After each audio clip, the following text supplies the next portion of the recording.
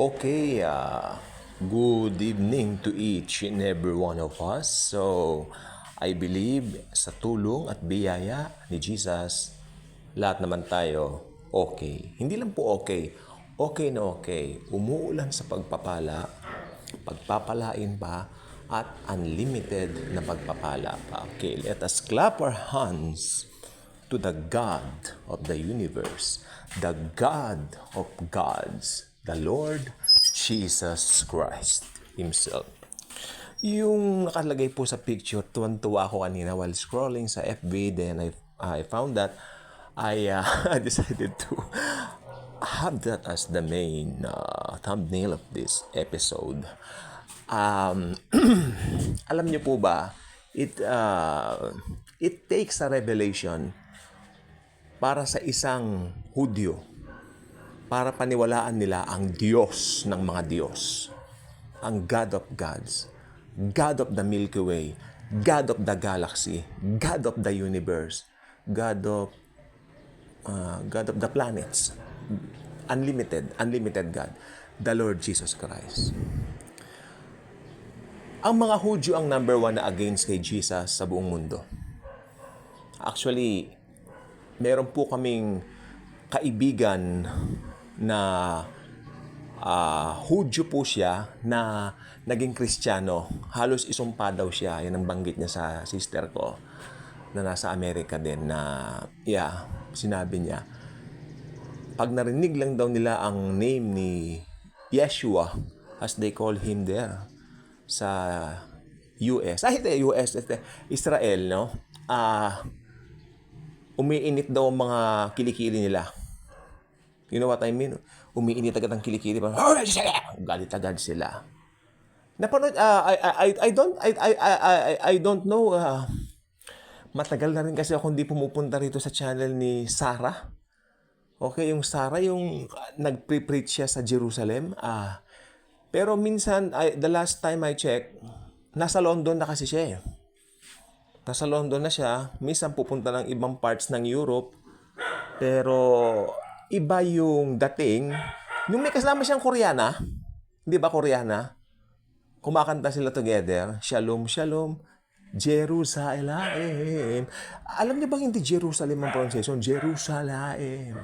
As in, kayang-kaya ng Koreana. The Koreana has a very powerful voice. Gifted yan. Parang Darlene Shek, no? Kaya sabi ko, pag naririnig nila ang name ni Jesus, itataboy ka sa Israel. Okay. Kaya, hindi naman po sa pag-aano, hinulaan sila ni Jesus, dumalaw ang God of gods sa inyo, pero hindi niyo pinansin. Dinedman ninyo ang God of the Milky Way. Kaya, yung AD 70, natupad ang dapat matupad sa kanila.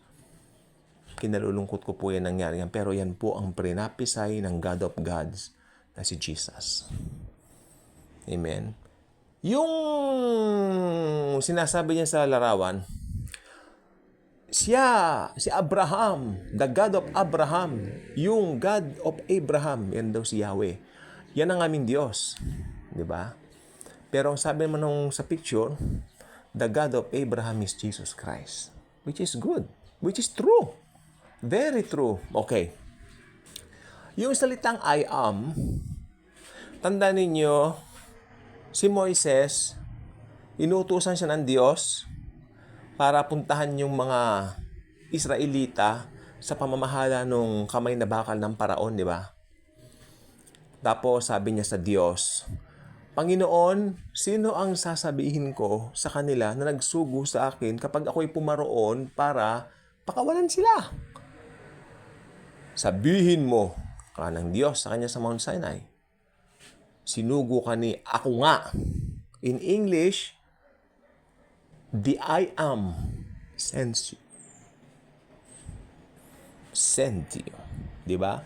Kaya, ang nangyari, may issue pa nga si Moises. Sabi niya, I'm not good at speaking. Ganun. Okay. Let Aaron do the talking. Diba? So, nangyari, ay yung pangalan na yan, very precious. I am The great I am. Di ba? Ngayon, si Jesus, punta tayo ng New Testament, ne? While Jesus was having conversation with the Jews of his time, mga kababayan niyang Hudyo. Tandaan niyo, si Jesus isa pong Hudyo. Hudyo pa rin siya ngayon. Hudyo pa rin siya darating. Hudyo natin siya makakasama forever. Hallelujah. Diba? Hindi niya papalitan yun. Identity niya. Hudyo po siya. Forever. Although glorified. Po. Yes. Asan na ba tayo? Okay, yun. Yung mga Hudyo na kababayan niya that time, diba? Pinagbalakan siyang batuhin. Kasi may sinabi si Jesus na parang nagpantig ang tainga ng mga Hudyo noong time niya, yung mga kausap niya. Kung gusto niyang basahin ito, I think ito ay nasa John chapter 9 or yung nagkaroon sila ng diskurso ng mga ito, mga Hudyo. I think nasa later part yun, I'm not sure. Pero nandoon po yan, 12 o 13, yan, yung mga kausap niya, mga Jews, no? At itong mga Hudyong ito, galit na galit. At pumikap sila ng mga bato. Babatuhin nila si Jesus. Sabi ni Jesus, ano ba ang dahilan sa mga yan? Bakit ninyo ko babatuhin? Alin sa mga ginawa ko ang hindi niyo nagustuhan at umabot sa puntong babatuhin ninyo ko? Sumagot yung mga Hudyo, hindi sa mabubuting gawa mo o ano pa man na ginawa mo, kaya ka namin babatuhin. Ito, makinig kayo mabuti. Importante po ito. Sapagkat ikaw na isa lamang tao. Ayan. Di ba? Ikaw na tao lamang. Okay? Nagpapanggap kang Diyos. Tapos sumagot si Jesus. Sinasabi ko sa iyo. Sabi niya ganyan. Lahat ng sinasabi ko ay katotohanan. Kasi kung hindi ko sasabihin ng mga ito, sabi ni Jesus, magiging kapareho ko ng inyong amang Diablo. Ayan. Yan na, pumasok na yung topic natin na ang aming ama ay si Amang Abraham, ganon. Diba?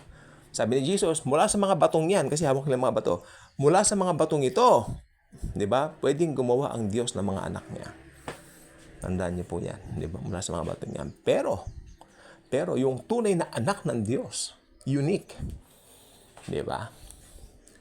Tapos, sabi niya ganyan, may sinabi si Jesus na talaga naman ito ikagigitlaan na nila. Ang inyong pinagmamalaki na si Abraham, sabi, ay tuwang-tuwa nung ako ay kanyang makita. Nagtawanan yung mga Hudyo. Ano? Wala ka pang 50 anyos? You're not even 50 years old. And yet, claim mo, nakita mo si Abraham? Jesus, during that time nang sabihin niyang yan, pinag-iinitan na siya ng mga Hudyo yan. Siguro, kasi si Jesus nag-umpisa ng ministry 30, probably yan, isa yan siya nag-fuel para magalit sa kanya mga Hudyo eh. Palagay ko si Jesus dyan, mga 32 years old na siya. Malapit na siya mag-33. Ayan na, yung talagang talagang nag-i-intense na. Oo, yung galit na mga kaaway niya. Pinag-i-intense na ni Satanas. Si Satanas ang nasa likod niya. Huwag niyo kalilimutan yan. Okay? So, ikaw na isang napakabata pa lang. Wala ka pang 50 anyos. Nakita mo na si Abraham. Ito yung sagot ni Jesus, sabi niya. Sinasabi ko po sa inyo, bago pa isilang si Abraham. Ito na yung word niya. Ako ay ako na. Or should I say, sa ibang salin, ako ay si ako nga. Before Abraham was born, I am. Naku, lalo pong nagalit ang mga Hudyo. At talagang pumikap na ng mga bato para batuhin siya. Pero sabi ng Biblia, si Jesus ay dumaan lamang sa gitna nila. Hindi nila pwedeng galawin ng Diyos eh. Nung nakita nila, parang umatras sila, di ba? Okay, another scenario. Si Jesus, nung huhuliin na nila, sabi ni Jesus sa mga huhuli sa kanya, whom do you seek? Si Jesus of Nazareth ang hinahanap namin. Ako, si Jesus. Di ba bigla silang natumba? 3 beses yon. Pag sinasabi ni Jesus yung I am, natutumba sila. There's something in there. Kaya lang, dahil nabubulagan ng mga Hudyo, at saka hindi pa nare-reveal si Jesus during that time, hindi pa siya glorified. Okay. Pero nagpapakilala na ang anak ng Diyos. Hindi pa siya glorified yan. Di ba? Pero nung nabuhay siya magmuli, natapos siya na yung gawain sa cross, it is finished, tetelestai. Nabuhay siya magmuli. Matigas pa rin ang puso ng mga Hudyo. In fact, yung mga pinagbantay nila doon sa libingan, di ba? Sabi nila, bribe nila, sabihin mo, ninakaw ang bangkay. Ay, hindi po pwede mangyari ang alang babantay. Nandoon kami. O, binantayan namin talagang gumulong yung bato at nabuhay nabuhay si Jesus. Sabi nila, bribe nila, hindi. Kanyang gano'n, itong pera. Ayaw nilang maniwala, hardness of heart. Itong gusto ko sabihin, sa panahon natin, marami ngayon yan. Pero mas titindi po yan pag nag-rapture na at maiiwan dito yung mga tao. Sapagkat merong isang napakatigas ng puso na lalabas at galit na galit kay Jesus, ang Antikristo. Dahil taglay niya ang kapangyarihan ni Satanas. Okay? Actually, hindi po matatapos yung issue yan dahil marami talagang magre-reject kay Christ, kay Jesus, hanggat hindi dumarating yung final battle of Armageddon. Okay? So, yan pong gusto ko po sabihin niyo, Jesus is the great I am. Alam niyo po bang ibig sabihin ng I am? Lagi siyang present. Hindi siya I was or I'm about to be. I am on the present tense. Always in the present tense. Jesus is always in the present tense. May problema ka ba? May pinagdaraanan ka ba? Jesus is always there. Bye-bye.